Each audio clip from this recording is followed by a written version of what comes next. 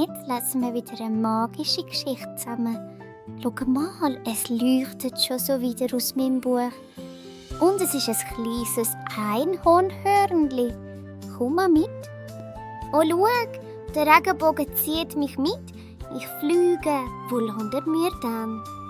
Oha, was für ein schöner Ort. Und da ist eine magische Einhornschule. Da fliegen sogar Einhörnchen zwischen den Türmen. Das kann ich ja fast nicht glauben. Hoi, ich bin Mia. Wow, bist du auch von dieser Schule?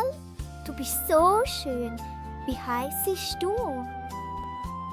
Hoi Mia, ich heiße Luna.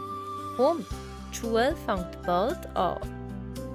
Willkommen, ich bin die Professorin Lumia.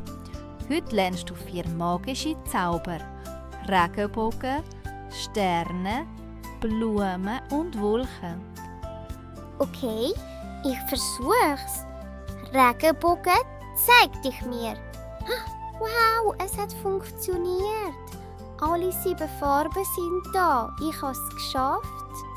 Jetzt Sterne. Komm, tanzen mit mir. Wow, sie tanzen um mich herum. Das ist ja wunderschön. Und jetzt die Blumen.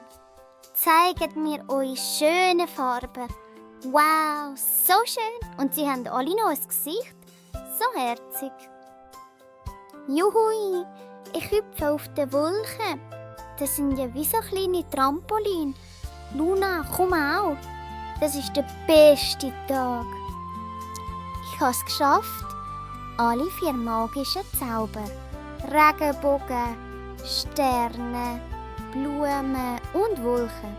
Ich komme sogar eine Zauberkrone über. Ich bin eine echte Einhornschülerin. Was für ein magischer Tag.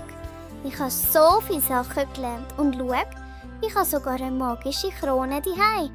Bis zum nächsten Mal. Das war es schon für heute, meine lieben Freunde.